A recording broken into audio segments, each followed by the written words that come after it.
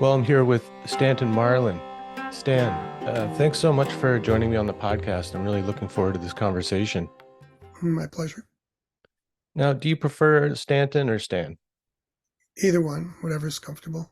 Okay, Stan's not too informal. No, All right. Where are you living and working these days?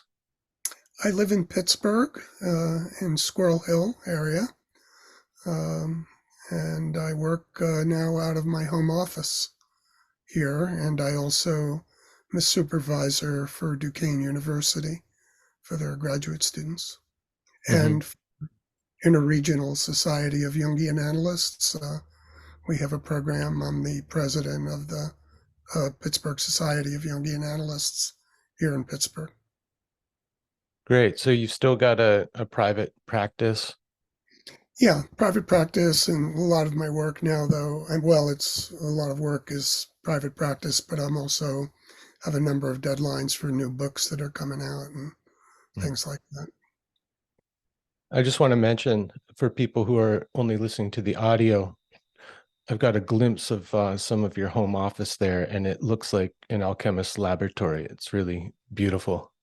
Uh, I'm actually working on a book of photographs called The Magical House and Alchemical Library, because there's a lot of alchemical stuff throughout the library, and it's much larger. I mean, I could walk you through it, but that's another project.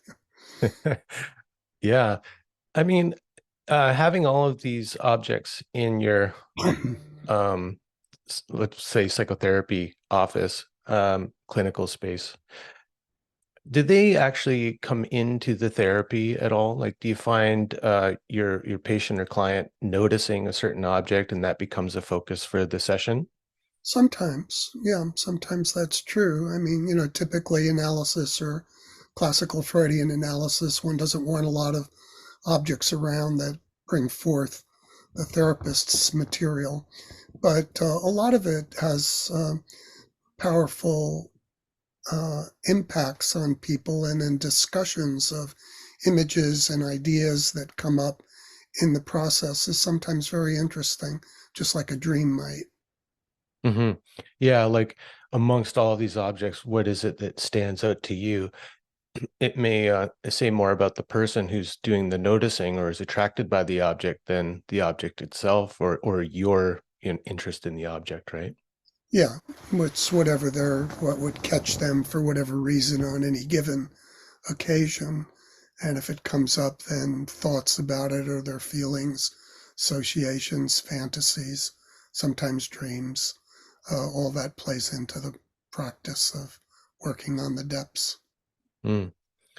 I mean, I find it often surprising that so many clinical spaces that I've had a glimpse into seem so sterile, or there might, very kind of minimal, like there might be one painting or one little object on a table or something. And I always just thought if you're kind of a following in Jung's footsteps and have an interest in all of these esoteric and occult arts and traditions, that your life would probably be populated by a lot of the stuff of that, you know? Yeah, a lot of consulting rooms are different for different people. The classical ones are relatively don't have a lot of stuff in them, as you say. But for instance, if you look classically at Jung's library or consulting room or Freud's, even his Vienna office, there's a lot of things. And in London, lots of statues and objects and, symbolic materials in Freud's library and Mhm. even in his consulting room in the original ones. Yeah, I think years ago, it might have been the New Yorker published a series of photographs of Freud's consulting room, and yeah, full of just really interesting artifacts from all over the world. Yeah, amazing stuff. Yeah. Yeah. I visited there in Vienna and London several years ago, and actually, one of the books I'm working on now has photographs of that library with a lot of the objects in it, and Mm. it's a very interesting place. Wonderful. Just for listeners, I mean, how long have you been practicing? Oh my God, uh, since 1975, private Wow. since 1970, working in a hospital and clinics and, directing a couple of clinics and then going into private practice in 75. Oh, fascinating. I was born in 74, so I want to point people who are interested in your early interest in alchemy to a lecture that you gave at Pacifica a few years back. And so I'm going to provide a link to that in the description below. But I thought of anyone I've heard about or read, that you seem to be the best person for me to talk to about the relationship between alchemy and psychology. Both Jung's reading of it and one of my heroes, James Hillman's reading of it. I haven't heard about anyone else who's delved so deeply into both of their work, as well as developing your own work. So I'd like to get into all that for this episode and constrain it to that, taking a look at both of their approaches and also where you've taken it and where it's taking you still. Okay. So maybe a good place to start. I mean, just personal interest. Who came first for you? Was it Jung or Hillman? Oh, Jung Hmm. was my first. I didn't know Hillman when I first got involved. I was, I think, 23 years old when I started analysis in New York and started to train in New York. And I worked with Ed Edinger when he was there in New York. And um, that was my beginning of analytic training. I originally studied philosophy. And then when I discovered Jung, I wanted to be an analyst and thought I needed to change um, fields. So I went into clinical psychology as a field, and then got analytic training. And then after that, came back and did another doctorate in philosophy later on after I finished my analytic training. So it's been a combination of different things. And Jung was the first one that really struck me. And Edinger used to give lectures on Wednesday nights on alchemy before he did his book, The Anatomy of the Psyche, which was one of his important books on alchemy.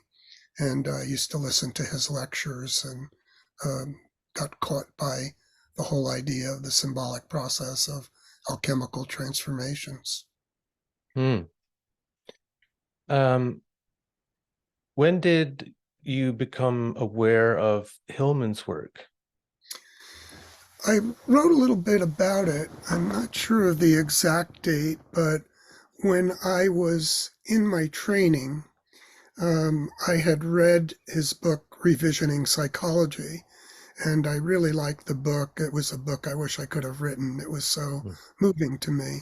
And I thought, um, you know, uh, I'd really like to meet Hillman someday because if I um, really would like to deepen my understanding of his book, I thought I'd love to be in analysis with him.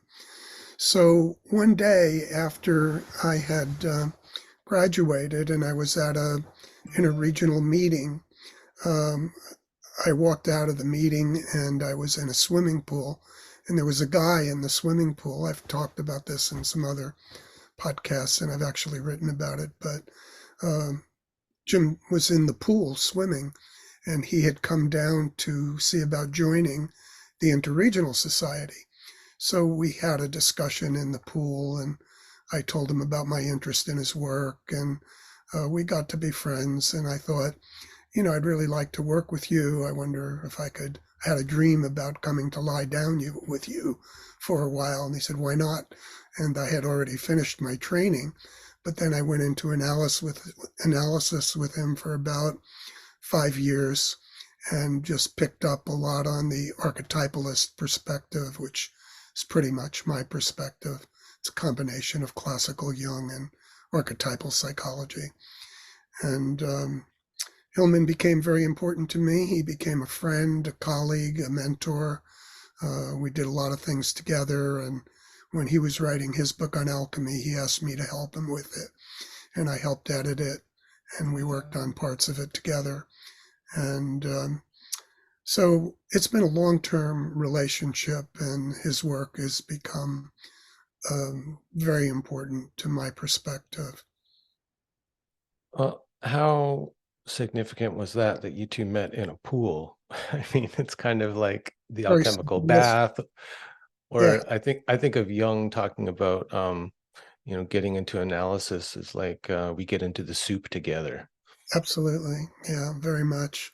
Just like the bath in the first picture of in the alchemical process that Jung uh, writes about. Um, but the other thing that was really interesting is that after I got to know Hillman and I started working with him, I had visited him. He was in Dallas for a while, and I visited him, and he had this little interesting library he had set up with a upper deck. And I said, you know what? How did you create this, or what interested you? And he said, well, when um, I grew up in my grandfather's library in Philadelphia a lot, and he loved it. And it had a double decker library, and he talked to me about it and really interested me. Well, that aside, in the back of my mind, one day when I was moving, I had asked the realtor, because I had a big library and I wanted to get a house I could put the library in that was larger. And I told the realtor, if you ever find a place that has a big room for a library. So she took me to this house right away. And as soon as I saw it, I loved it. I fell in love with it, and I bid it on it. And I bought the house and turned it into a library with an upper deck and a private secret room and things like that. And one day, when I invited Jim to come out to the house and stay with me and give some lectures to our program here, he walked into the library and he said, is there a little room off to the side there? And I said, yeah, how did you know that? It's a secret room. And he said, I don't know. And we both went into it, and he discovered from his family that the guy who built this house was a student of his grandfather's and grew up working in Hillman's library in Philadelphia, and had a replica library built in his house here in Pittsburgh. And that's the house I bought. So we both had the same library.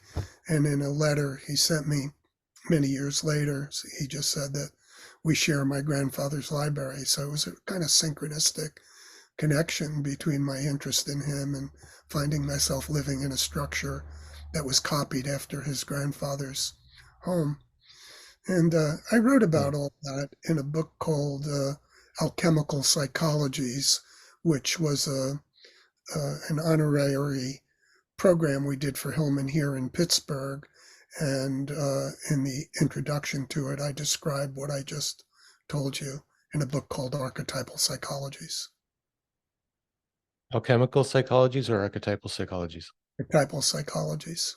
Okay, yeah, I was trying to track that one down. Is it still in print? It's out of print, but it's being reprinted by Texas A&M. But Mhm. it'll probably be a while before they reprint it. But there, I think some are available on eBay, or some of the bookstores have copies of it. Hmm. Um, well, getting into Jung's view of alchemy and its significance or benefit to psychology, um, it's very curious. Like Jung wrote about how he thought that alchemy was a continuation of Christian mysticism, and he thought of his psychology as a continuation of alchemy. Now, can you help us to understand that progression or continuation as Jung saw it? Yeah, probably just let me mention there's a good book on Christianity and this issue in a way by Murray Stein. I don't remember the title offhand, but it's something, one of his books on Christianity, where he really talks about the linkages of Jung and Christianity, but also the limit of it in terms of the not full embodiment of the soul that alchemy brings about in the rubedo. And so while Jung was influenced by Christianity, he also saw limits in it and tried to carry it alchemically forward, so to speak. Hmm. Well, it seems to me that Jung was really like he really appreciated other symbol systems like from the East.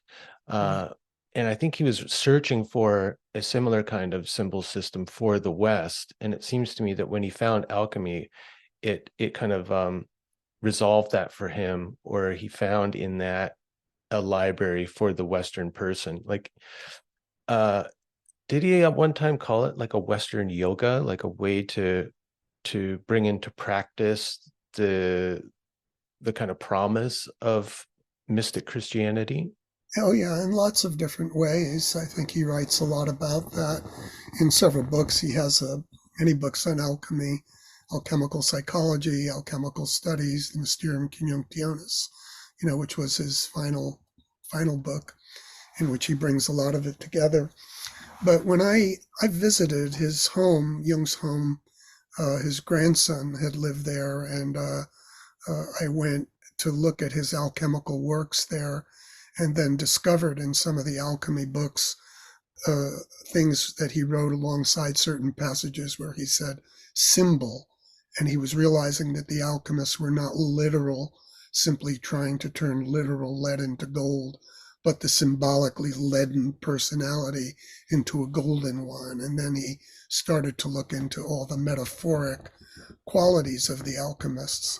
And so there were many alchemists who were kind of literal, but many of them who had a very deep spiritual, soulful tradition of transformation. And a lot of the alchemical processes that Jung studied really dealt with something he was discovering in his work on the unconscious and individuation. So alchemy helped him amplify his understanding of psychology and enrich it. Yeah.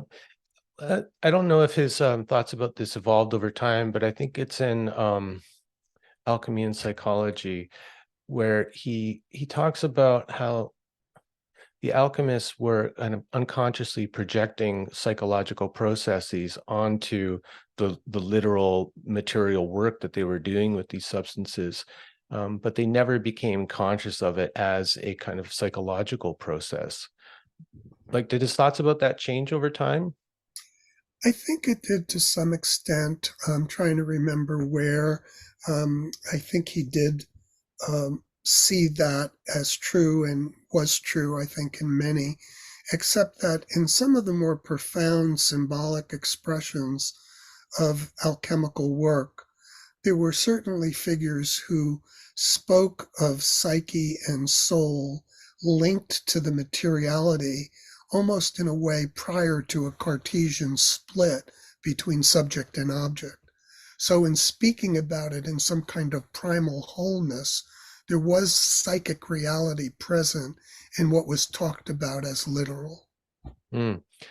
Like not making that break to where you're looking at the material substance or process as a metaphor. Like you wouldn't say the silver is like the soul, but they might say something like silver is soul. Yes, something like that. Yeah. And that linking, the linking of opposites, one of the operations of alchemy is the conjunctio, bringing together of the opposites. And Jung was very interested in the whole process of the recognition of opposites and keeping the opposites both in consciousness, not letting one drop into the unconscious or the other. And that if you keep both the opposites in consciousness, it creates a tension, and that tension produces a creative third.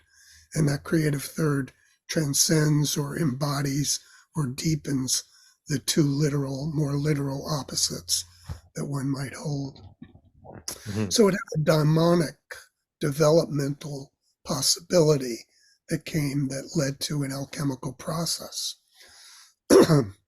For Jung and for Edinger, a lot of times it was maybe more for Edinger in some respects, he saw it in terms of individuation as a literal, historical, progressive one, where in Jim's work it becomes more circular and not so literal or laid out in terms of the archetype of development.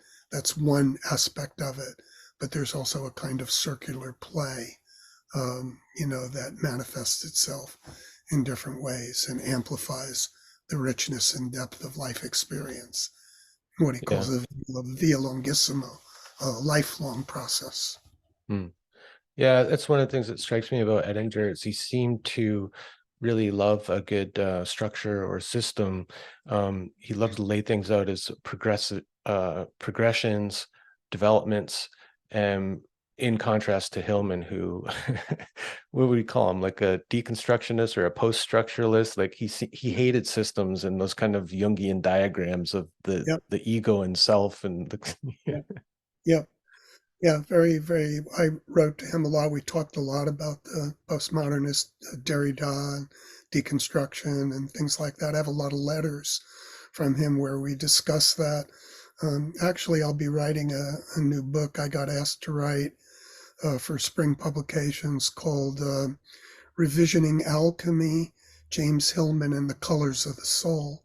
And oh, it'll great. be up on what he does in alchemical psychology and our work and exchanges on that. And, it's a very different kind of perspective. Although I would say that in talking with Jim, he often, like in revisioning psychology, there's a point at which everything he says and comes up with, he also deconstructs at the end. Yeah, yeah. The So was it the procession out the door? It's like, here are all these ideas, like let's send them out the door. I mean, it's great. yeah, so he cleans it out, he deconstructs it, and it's very hard to put him into a box. And he never wanted simple followers who simply imitated him, the imitatio, and so he was open to lots of things. And there are ways he later on in life also picked back up on some value in Jung, even although he criticized him in some ways. We went to an international conference together with about 7 people, and we're on stage talking about his connection to Jung, not just his differences from Jung. So Mm-hmm. it's hard to Right.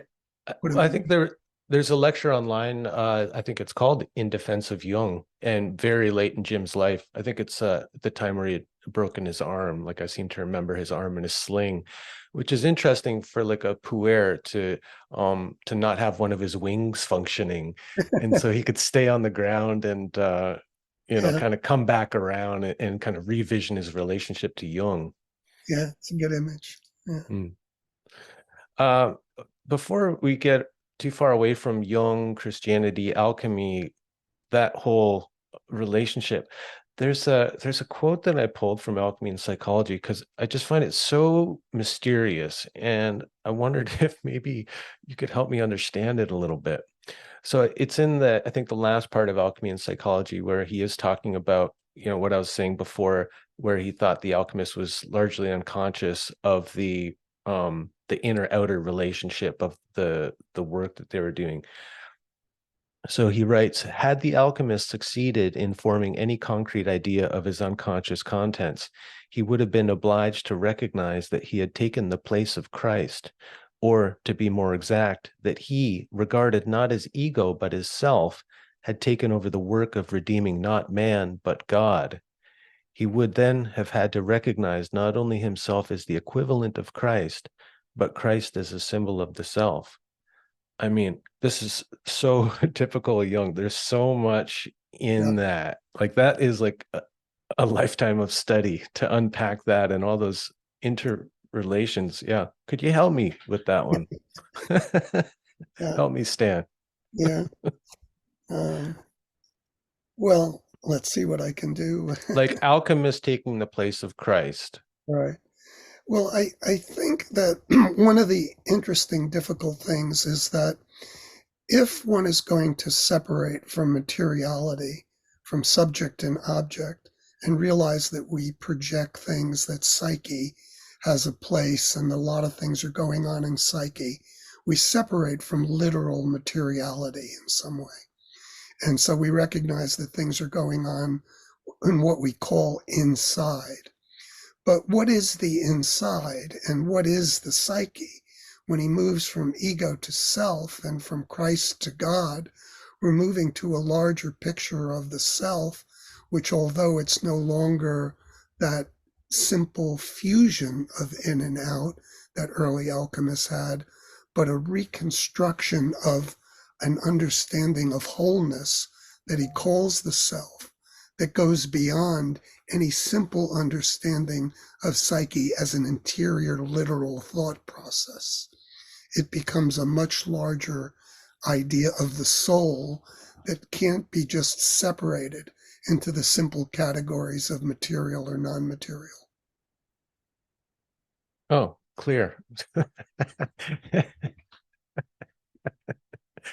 I'm interested in like how moving to the self could redeem the Christ in a way, or to redeem the man in Christ or in me. I can understand that, but this idea of not redeeming man, but God, that's Yeah. the one that just throws me for a loop. Well, the whole idea of what's the relationship of what is God for Jung? What is God a projection? Is God, something literal? Is it something beyond literal and a simple material reality? Ultimately, I think for Jung, what's profoundly important is that what we're talking about is the unknown. We can have symbols and we understand God and Christ and the self, and all can be understood in symbolic ways. But the core of the symbol ultimately in the unconscious is what's not known. So Jung was very, very open to the idea of the mysteries, to what is not known, to not something we can simply define or literalize. And so when we're talking about the unknown, we're talking about the unconscious, we're talking about these divine archetypes, that the divine shows up in different cultures in different ways archetypally, but that each of them has an unknown core. And it's the mystery that he enters into that goes beyond the literal. Hmm. The way I was kind of thinking about it was like if we can take ourselves through or be taken into and participate in a process of transformation, that it transforms the God image that we're projecting into the world, kind of like the stuff that he talks about in the answer to Job, right? How God actually gets transformed through my transformation. So that would be the idea of God as a projection of the Imago Dei, or the God image inside. We no longer see Yahweh as the tyrannical distant father up in the sky or something like that, but he would change into something maybe more whole, or Yeah, really. And it's the way the archetypal world develops, you might say. In other words, you have certain archetype of God in different traditions at different times in history. And then as people live in relationship to it and, develop it in the manner that you say, the archetype can alter and we can have a transformed idea of the divine. And that's the way different religions sometimes develop and emanate, or, like Christianity might develop and emanate in different ways. What do you think about this? It's something that I've heard from some, I guess, Jungians and non-Jungians, but the idea that, and people like mystics like Rudolf Steiner would be one, who felt that Christianity was like the pinnacle of religious evolution, that it could go no further, that was the pinnacle. What do you think about that? Do you think that like Jung thought that maybe a new religion would develop over the next 500 years or so, and it would be built on the pillars of all the religions that had come before it? he didn't think that, but I've kind of heard that from maybe people like Edinger got to that where it was like holding Christianity up as this end process of an evolution of religious consciousness or something. Some people and some Jungians have held that way, but I don't think that was true for Jung, as you mentioned. And I think that Jung was open to a lot of different traditions, even though for a while he was sent the West back to the West because he thought the East was not easily understood or assimilable for Westerners. But ultimately, he writes some interesting things about the secret of the golden flower or about the Tibetan Book of the Dead and different traditions where he really incorporates a lot of that insight. And I think the idea of the evolution of the divine is something that is part of a continuing and ongoing mysterious process. Mhm. And he doesn't literalize it into one frame of reference that this is the right religion, this is the wrong religion, this is, each one has different things that it offers forth to the soul. Mhm. Yeah, I mean, he definitely had an appreciation for these other traditions. Like you said, Yeah, it's apparent in his writing about them, but it seems to me like almost like he had to stop himself from taking them on. Like they were taboo for him. Like there was a certain kind of bias there in keeping things separate. Like this is for us Westerners, this is for them, and never shall the twain meet or intermingle. He wasn't a yeah. great syncretist, maybe, but I mean, do you think that was a limitation of his in terms of how we're evolving as people in our relationship to the divine? Yes and no. I mean, I think it is because a lot of the people who picked up on Eastern traditions did it in a way that necessarily didn't get into them in the way that the religion itself could promise for someone who was truly open to it without a filter, a certain kind of filter or use of it to get a certain part of their personality activated that didn't necessarily speak to wholeness, but spoke to something that they were doing in a way that Jung saw as um, less rich, less deep uh, than the traditions that we grew up in. But I do agree that Jung, in a way, um, uh, his comments were critical of certain things that I think were worth criticizing, but they were not full enough or completely full enough to embrace and go on with it, although he wrote a lot of very interesting stuff about the Tibetan Book of the Dead, for instance, and the importance of not literalizing it, for instance, just in terms of literal death, without understanding what death is all about. And the Tibetan Book of the Dead opens that question up in a very rich way if you enter into it in not just a um, traditional, literal way. Yeah, and of all people, I think Tim Leary picked up on that when he appropriated the Book of the Dead for like as a psychedelic guide Right, through that kind of ego death or e right. ego side, I think is the term that I first heard through your work. Yeah, I think David Rosen might have used that word, and I might have used it from him. But I knew Tim Leary well. I stayed at Millbrook Oh for a while. no, really? Yeah, Ooh, I, tell me more.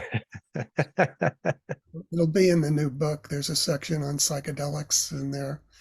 Um, I met Tim and Richard Alpert, well, Ram Dass, who became Ram Dass, and Ralph Metzner when I was in college in my last year.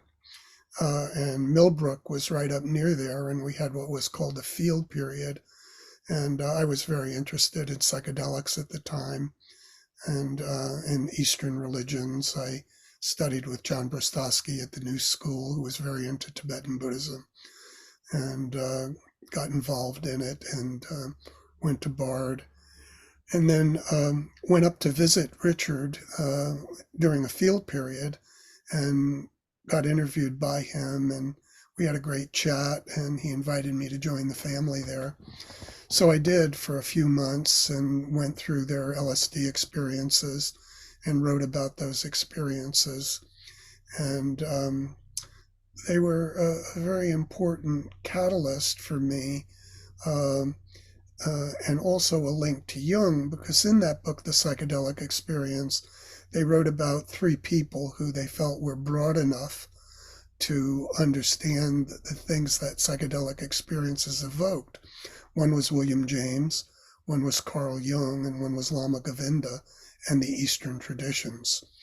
And so that fascinated me. And ultimately, after I went through all my experiences with Tim, I talked to Tim about going to the University of Hawaii to study Eastern philosophy and Buddhism. And he was all supportive of that when I left Millbrook. And then there's a story about what happened when I left Millbrook that I write about too, because I had an overwhelming experience of flashbacks and, kind of Kundalini experiences, and ended up in a Tibetan monastery talking to a Lama about, what had happened, and ended up studying, doing a master's degree in Buddhist philosophy, and meeting Robert Aiken, who became a Zen master there, and Istani Roshi, who came to visit, and then in a Tibetan monastery in California with Tarthang Tulku. So there were a number of Eastern figures who had a large influence on me when I came back into Jungian thinking to utilize some of the insights I had from that in the work that I was doing. Where do you write about these experiences? Some of them I wrote a couple books. One early one is The Black Sun, The Alchemy and Art of Darkness. Hmm. And then I followed it with a number of essays and publications, but another book called, which contains a number of my essays, including some of the Eastern ones, called C.G. Jung and the Alchemical Imagination. I think it's Pathways or Passages into the Depths of Psyche and Soul, something like that. Hmm. And then I wrote one on Jung's alchemical philosophy, um, Psyche and the Mercurial Play of Image and Idea. And those books too contain, a lot of my current thought. And then I'm working on the new Hillman book, but the one that I've been working on that I put off, that's probably a kind of capstone book, so to speak, is called The Philosopher's Stone, The Alchemy and Art of Illumination. Hmm. And so where in The Black Sun, I leaned toward the darkness that was also light. In this one, I'm leaning toward illumination that's also darkness. Hmm. And so it has a lot of the Eastern and postmodern and Hillmanian perspectives in it. Hmm. Yeah, I do have the Black Sun, and I've been reading it. It's very dense, so I'm a slow reader too. And then I just found the second book you talked about, where you contrast like Hillman with Giegerick and different thinkers, the Yeah. Alchemical Philosophy book. So I've been working my way through that too. But I really do love a good spiritual memoir, especially when it has uh, psychedelic experience and non-ordinary states of consciousness and things like that. Right. There are a lot of early, like I've been thinking a lot about at the beginning of the new book I'm writing. I had a load of experiences that led to psychedelic experiences that I thinking about incorporating it. If I don't do it there, I don't know if I'll ever do it. But early on, when I was interested in philosophy, I went on an European philosophy tour in France, in England, and in Germany. And while I was there, I was very interested in the idea of transcendence. And one night, the first night, I had a sleep paralysis and an experience of astral projection, in which the soul comes out and is attached by a cord, floats around a room. And I was shocked. I didn't know anything about it. And one of the guys there from Sarah Lawrence, a philosophy professor, I told him about it in the morning. And he said, sounds like you've got a touch of epilepsy, which really upset me. So I started really looking into epilepsy, and then I started reading about astral projection. And astral projection really described it much better and richer. And then I had a number of those experiences. And I learned a lot from astral projection, and it was a forerunner to the psychedelic work and my Eastern work. Although one thing that happened with Edinger that was kind of interesting, I don't think I've written about it yet, I might have mentioned it somewhere, was that when I told him about my astral projection experiences, he said, "Are you sure that's the way to go?" Because No. there's splitting. So I thought about it, and I had a dream. I think it was sometime after he said that, where the astral body started to emerge, and out of the side of me came an arm, put its arm around it, held it back, and brought it back into my chest. And Huh. so it didn't float around the room, but I had dealings with what that manifestation was as anotherness of the self. That was also a part of my sense of what the self might be about. Right, like that arm might have been your inner Edinger Yeah, Senex coming and going, hey, hey, bud. yeah, a little bit of the Senex is maybe useful. Daedalus saying, don't fly too close to the sun now. Right, exactly, exactly. Uh, that's fascinating because, yeah, for me, I mean, my first kind of psychedelic experiences, I think, were dreams and sleepwalking and strange experiences I had as a very young kid. But then when I got into my teenage years, I started to experiment with astral projection. And in Canada in the 70s and early 80s, you could get a cough syrup that had codeine in it. And I Wow. discovered that when I had some of the codeine cough syrup and did deep breathing exercises, it was a lot easier for me to make that break from the body. Yeah. Um, yeah, it's incredible like what we're kind of drawn to intuitively in terms of exploring these things. Like that in itself, the yearning for transcendence or not even just transcendence, but moving into another world or something is almost archetypal in itself, isn't it? Yes, yes, it is. And, it's ultimately for Jim, this whole idea of this world and other world, of spirit, and soul, spirit, which is seen in terms of physical or metaphysical, where soul is more the imaginatio. And Hillman emphasizes the importance of the imagination that breaks with the traditions of literalizing and sticking with the importance of sticking with images and the daimon.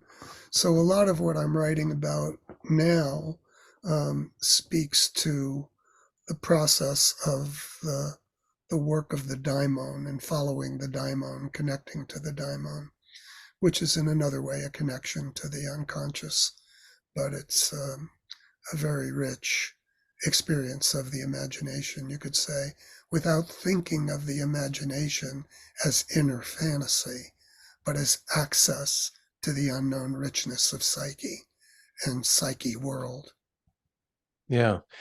Um, the way I love to play with words, and it's one of the reasons why I love Hillman. Um, but the way I've been talking about imagination to try to help break that kind of Western concept of imagination as a kind of a function of inner fantasy of mind games or make believe, is breaking it apart as image nation, that it's a nation of images, so that Yeah. it's like the mundus imaginalis, where it's another realm that we enter into where archetypal figures take form. Yes. Very, very rich. Nicely said. And Jim writes about it a little bit, although I don't think he wrote this essay, and I think it's the last essay in the book I mentioned to you called The Azure Vault. And I do a reflection on the Azure Vault in which he criticizes himself a little bit for this idea of sticking with the image, although because he's talking about moving out of the image into the connection with the larger phenomena of life in the world. But I don't think he really leaves the image. I write a little bit about it in the last chapter. I think he Oh, was exploring that in a slightly different way. Yeah, I But haven't encountered that yet, but it sounds great. uh, Because that was such a a kind of key principle of his. I mean, he repeated it over and over again. It was like his main motto was stick with the image stick with the image, yeah, and because psyche is image, image is psyche. And so if we want to get close to the soul, we do it by sticking to the image, right? right, right. Yeah. And then he does in alchemy, like when Edinger does things like the operations, he does like calcinatio, solutio, coagulatio, sublimatio, Putrefactio, like there's so many. and then conjunctio.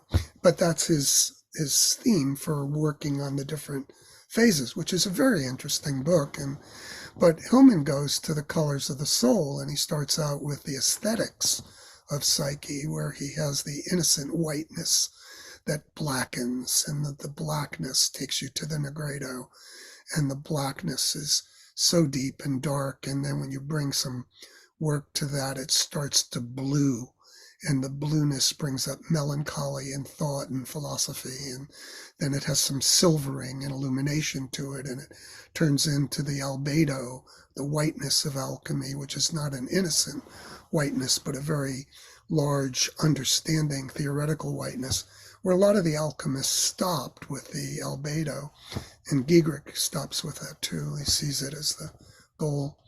But then Jim goes on and says that whiteness has to be yellowed, and that yellowing is like a jaundice that takes the thought down again back toward the body. And then that yellowing experience, there's a turning and an embodiment of a reddening or the rubedo that leads to the depths of the powerful quality of the imaginal reality. Mhm. That's his When framing. yeah, he hated fantasies of purity and whiteness. Yeah. I remember like I love listening to his lectures because his humor really comes alive. And in one Yeah. of his longer lectures on alchemical psychology, he's talking about the whiteness, and he just makes this little aside that you wouldn't get in one of his books, but like, haven't we had enough trouble with whiteness already? Yeah. Actually had a whole essay on that. I don't think he put it in his book, another essay on white, on the white. But and he had a lot of funny things to say in other lectures on the innocence of white uh, immaturity before you got even to the albedo, just when we start naively, and all the funny things he says about that. Mm. He's a pretty typical guy too, at times. Well, yeah, but like that, the yellowing of the whiteness, like what comes to my mind when I think about yellowing, it's like piss, astringency, like Yeah, lemon yellow bitterness. yes, So there's like the innocence, the naivete, and then bring in some of that cynicism or pissiness or exactly. bitterness. Yes, and he brought that in all kinds of ways in his By the life bucketful. by the bucketful. Yeah, Well, I think like so to me, like that's one of the things that I love about what Hillman does with alchemy, or where he sees it in relationship to psychology, is like my understanding of his reading of it, or his like view of the function of it or benefit of it, is that it's this incredibly rich library of images which can be used to help us describe these formless psychological processes. And I think he talked about how because they're so strange that they kind of resist a literal interpretation. But like paradoxically, he thought that abstract concepts like ego or unconscious were too easily literalized. yes, absolutely. And anything can become literalized. He was always afraid of his own language becoming literalized as well, so that he was very much deconstructive in a lot of ways. So and didn't want followers. I think I mentioned that. Mm. But yes, that's true. And he was very rich and linked to the poiesis of life. Using the poetic as a way to break simplicity of concepts. Hmm. Yeah, as I've kind of explored, particularly Jung and Hillman's work on alchemy over the years, sometimes I find it just overwhelming at the complexity of that library of images and all of the different processes. Now, in your study of alchemy, one of the things I'm curious about was, is there any evidence that alchemy underwent a development and a complexification over time? Like, was there a point where alchemy was simpler, like maybe only had three stages and a few colors? Did it complexify over time? Yeah, it changed. There was a lot of disagreement from alchemist to alchemist. A lot of them had totally different points of view. There were different colors. There were different processes. They were argued with one another. They all, but then it Like got to a denounced each other. That guy doesn't know what he's talking about. I've got the truth here. absolutely right. That guy's a puffer. That guy's, doesn't know what he's doing. Stuff like that. And then some of them were really idealized. Um, and there's a lot of rich, different texts and still to explore them. I mean, Adam McLean explored a lot of them, opened them up, ones that some of us haven't seen. Um, um, there's a lot of alchemical work going on now by different people in different ways, and a number of Jungians who have picked up on it as well. Nathan Schwartz Salant, Gus Swick has picked up on it. Hillman, of course, Edinger, von Franz, all followed it. So there's some literature out there, not a huge amount, but a lot of stuff. And then going back into the old texts and trying to find ways of reading them that, give due credit to the things that were said and also see the ones that were pretty literal. Hmm. You know, Mhm. people who write very scientifically about alchemy. Um, I can't think of his name right now, but he's got a couple of good books out. He's a chemist and writes a lot about alchemy and has some interesting things to say, but doesn't open up in my mind the spirit of it that led to the way Jung and Hillman and Edinger and others have talked about it in a Jungian frame. Hmm. Um, One of the reasons why I wanted to talk to you is that, I mean, I think when Jung and Hillman both really got interested in alchemy, hadn't they both pretty much retired from clinical practice by those points in their lives? Like they both came to it fairly late, right? Jung came to it, yeah, fairly. Not exactly sure the exact dates of retirement compared to the alchemical studies. Jung got interested in alchemy and got a bookseller to send him a book on alchemy because when he was working, and he thought, oh, this is just nonsense. And then he put it aside, and then he went back to it and then said, oh my God, this is symbolic. And then he started to get into it and started to take it up and then started to write on it. So a whole phase of his later life was certainly developed to alchemy. The whole first part Hmm. of his life was devoted to many other things, like so many of his collected works, that you can see. Yeah. Well, the reason why I ask is because you're, I think, in a unique position. How much they were practicing when they were really engaged with alchemy. Um, I would say it's clear like Hillman was probably not really practicing too much. He had already retired by that point, I think. And Jung was probably, I mean, he was so busy writing and teaching and all of that.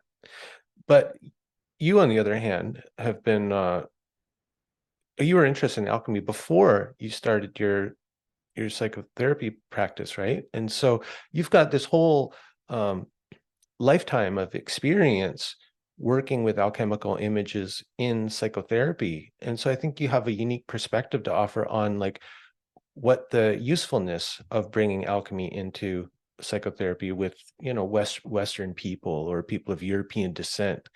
Like, how does that work? And how do you find that it helps the process along?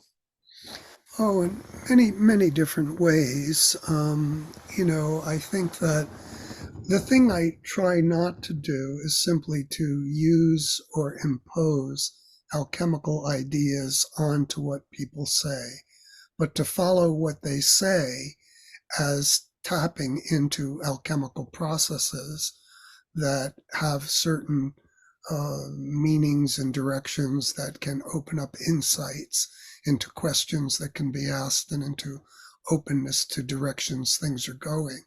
For instance, like when you learn about the Negredo in alchemy and someone comes in depressed, the idea of lifting them out of their depression as opposed to helping them to deal with the Negredo is a very different psychic reality.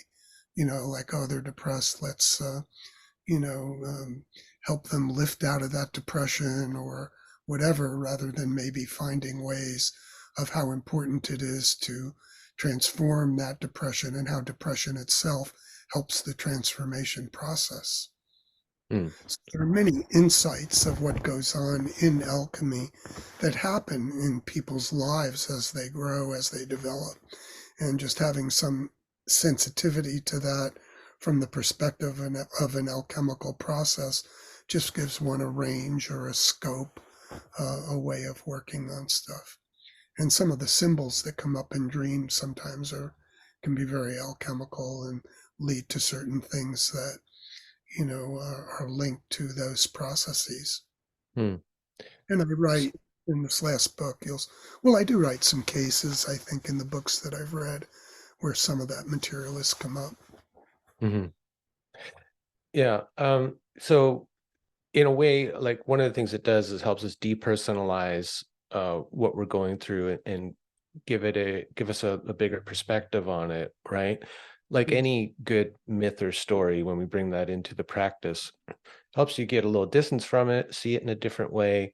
Yeah. Um, and I guess also see that it's part of a bigger process, that your depression, and one of the symptoms of depression is like, I'm not moving. I'm never going to get out of this, right?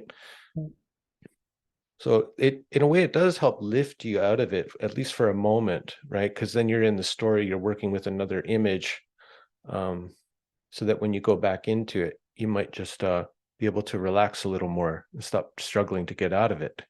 Or understanding, for instance, like in the Black Sun, if you entering into the darkness and you run from the darkness can get buried in the unconscious and stay there in a way that it doesn't illuminate.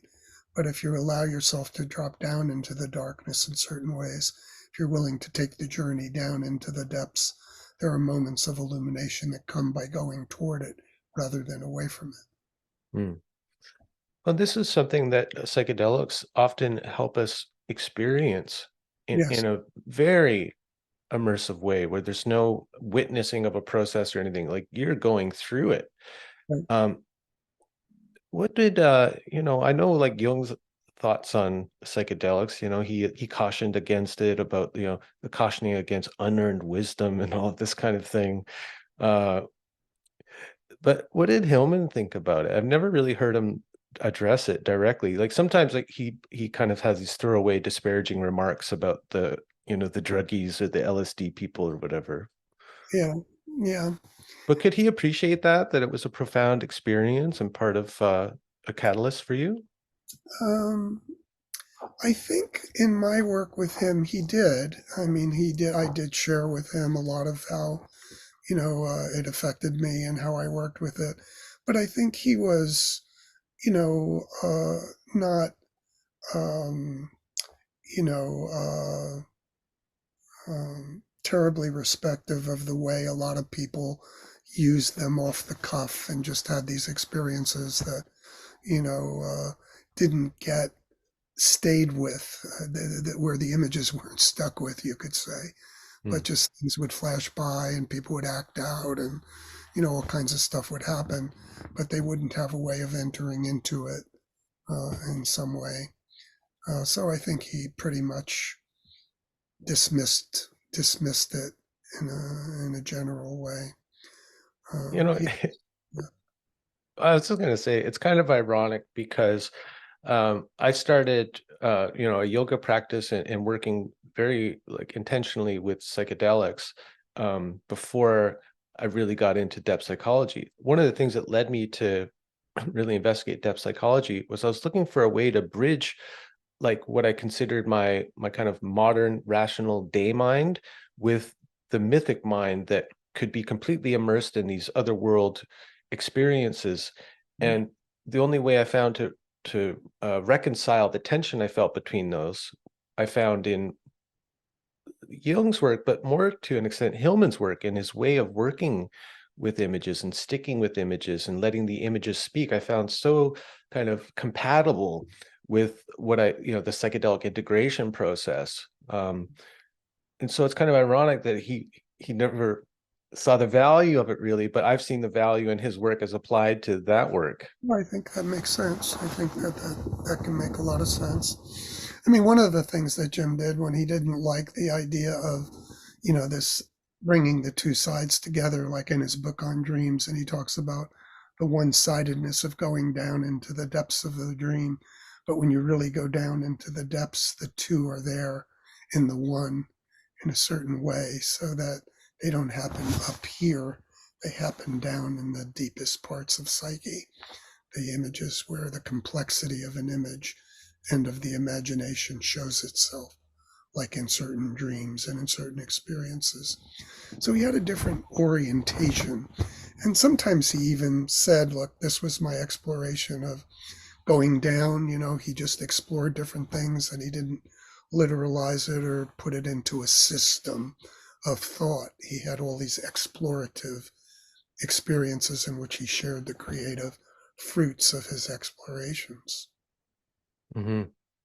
Yeah, I don't know if you know this, but I compiled a book that is depth psychological perspectives on shamanic and psychedelic healing. Hmm. Because I found so much usefulness there that I like Yeah, what Tom Moore did with the Blue Fire. I yeah. kind of compiled some of my favorite writing on what would help reorient someone who's working with psychedelics or shamanic practice. What's the title of it? I called it Soul Recovery. Soul Recovery. I'll send you a PDF of it. It's just something that I put out for free just because I thought it was could be such a Oh, helpful contribution to all of the psychedelic work that's going on now. is it published or No, did no. not? I mean, Tom Moore said, he read it. He was very complimentary. He said, this should be a real book. I said, well, this is a new age. It is a real book. It's out there. All right, yeah, But just sure. the thought of going and getting permissions for all the quotations and stuff, I don't want to deal with it.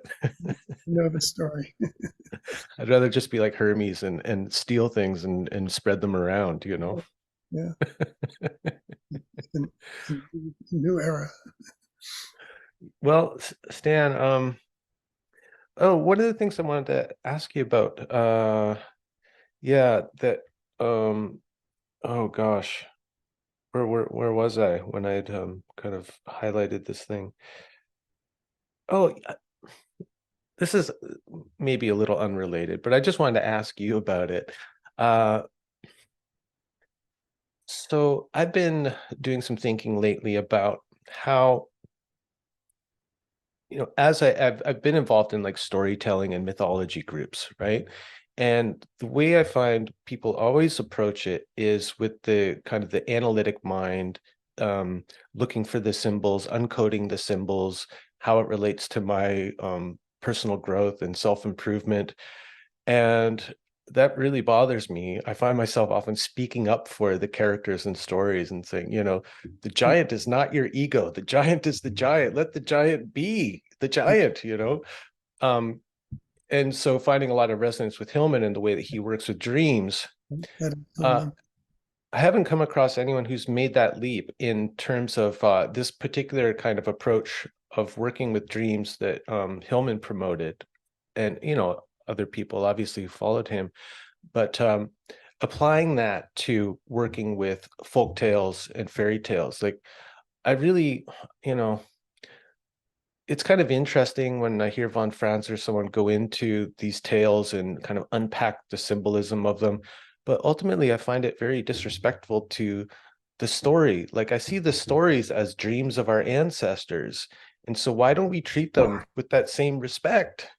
Um, so I've been kind of working on that, developing my ideas around that and how to communicate that in a way that's not going to be too upsetting for people. um, but in doing so, I was started to write an article, and I thought, I kind of had this polemic bent to me, like Hillman in a way. Like I write best when I'm angry about something. So I was thinking about calling it against interpretation, right? And then I just thought I'd see, has anyone else written something called that? Because it caught me as like a good title. And I found this Susan Sontag essay from the late 60s, I think, called Against Interpretation. Oh, And when I read it, I'd heard of Sontag, but I've never read her. But as soon as I read that, I said, "Oh my God, like her and Hillman are like twins." yeah, Like yeah, the way she writes about like art criticism, theater criticism, that I was yeah. like, this is like Hillman here. So Yeah. do you know, like, was he aware of her work? Did they ever talk? I don't know. I don't know the answer to that, but I know that what you say strikes me as making sense in terms of the resonance between them. And I do think that, um, you know, maybe there's room for all the different levels of Oh yeah. ability, and the richness of what you're talking about, I think, carries an alchemical fire with it, and not something you can put in a cup. And I think that's a good and creative process. You mean in terms of kind of getting fired up about my reaction to how people treat stories and things. Yeah. Yeah, it was very Hellmanian. Well, I found it very hard actually, like you said, to put it in a cup. Every time I start to write about it, it just turns into like a rant. And I'm like, people aren't going to receive this. Right. So I'm sitting with it. I'm letting it kind of simmer on the back of the stove, right? And seeing, when it'll tell me when it's done and ready to be served, I think. Rubedo renting. Well, that's one of the things that I love about Hillman is that he just seemed to have kind of no fear in being polemic and in speaking against so many things. Like, there was a real He was courage in that. there was he made some enemies by doing it. A lot of Yeah. people couldn't tolerate it, but I think it was a very important part of his psychic reality and the way he was. And not always. Sometimes he was very sensitive and easygoing and receptive, and other times just filled with, passion and fire. Piss and vinegar. Yeah. Yeah, I found one of the places where I find him most kind of collegial and humble is when he was involved in the men's work with Robert Bly and Michael Mead. yeah, yeah. He was really into that for a while. Well, it seemed to me like he was entering this kind of hyper masculine world in a way, which wasn't his typical world. And I think that humbled him a little bit or made him more cautious, maybe.